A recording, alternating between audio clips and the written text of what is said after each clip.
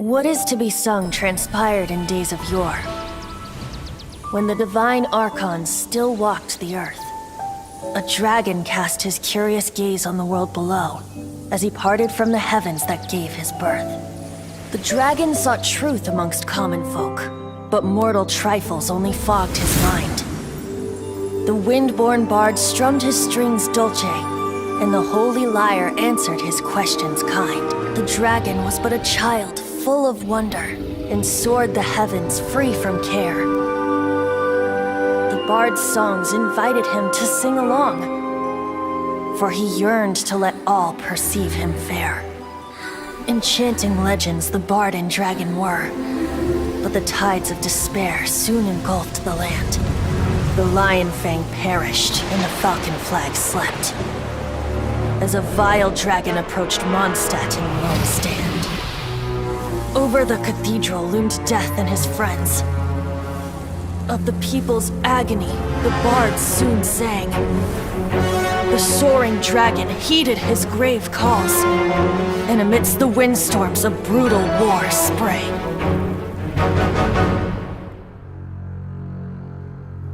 Blood of venom sent the sky dragon into slumber, only to awake to be expelled in abhor. Why do people in this age loathe me so? But the holy lyre replied no more.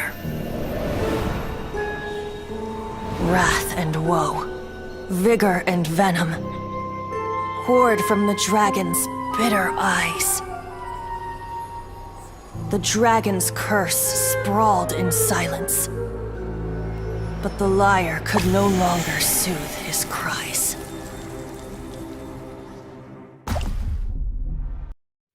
In our last tale, Rex Lapis was walking alone in the mountains. He heard a remote voice, unlike any other, coming from a crack in the earth. Most of the ancient geo-life forms that live below Liyue are blind, having not seen the sunlight for an age. The voice was sometimes sad and song-like. Other times it was loud and thunderous. The Lord of Geo searched here and there before finally unearthing a strange stone from the bedrock. That's how Azhdaha was. I answered his wish and took him above ground. The Lord of Geo took pity on the rock spirit and carved it into a magnificent work of craftsmanship, a vivid representation of a dragon. I bestowed him with a pair of eyes to see the world and came to an agreement with him. With his fingers, he made 2 eyes, quicker than words could tell. Lightning flashed and thunder roared, and a living, breathing dragon soared into the clouds. I agreed to let him live among the people above ground. But if the day ever came when he brought ruin to order, he would once again be sealed in the dark. The dragon accompanied the Lord of Geo, fighting campaigns alongside him in the 4 corners of the world. We have a saying to eulogize these events. The crash of a spear brought billowing dust. The mountains and waters made way at the sound. The sight of a dragon bestowed with a touch the promise of rainwater blessing the ground.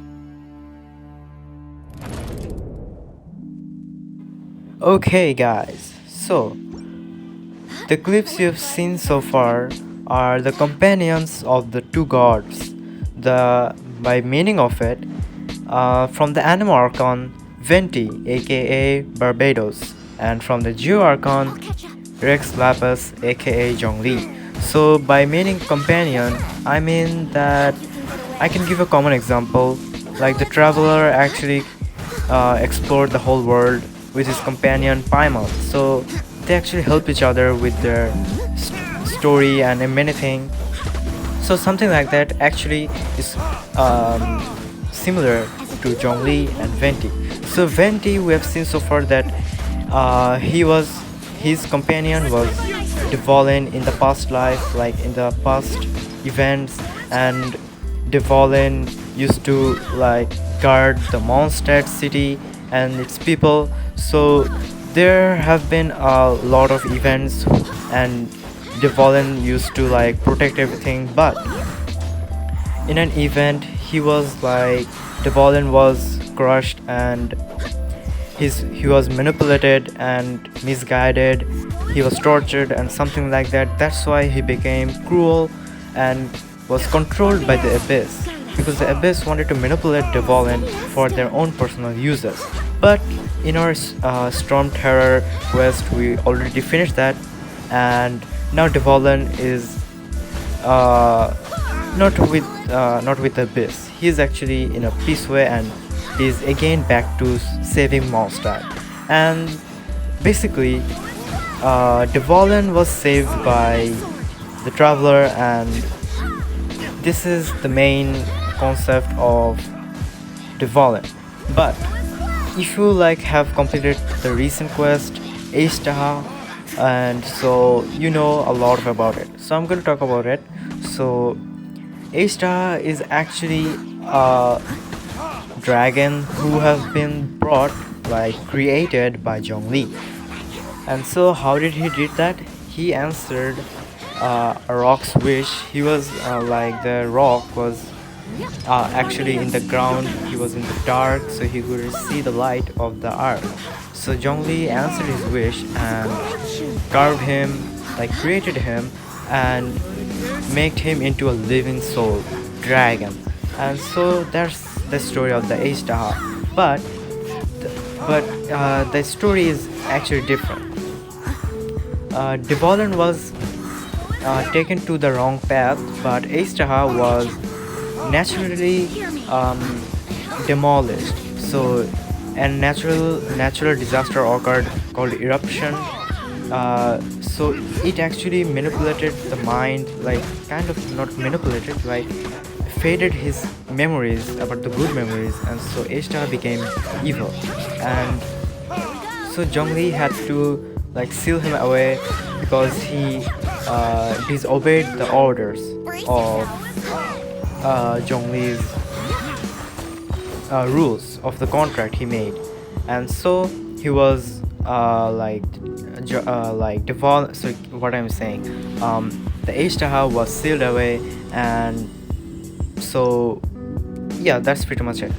And after this story we are going to, well, like we learned a lot that Azhdaha had a different person, a good person and a bad person. So that's a pretty long story, but I'm not going to say it over here. So I'm going to end the video over here. So hope you guys enjoyed the video, and stay tuned for more quality video. We'll see.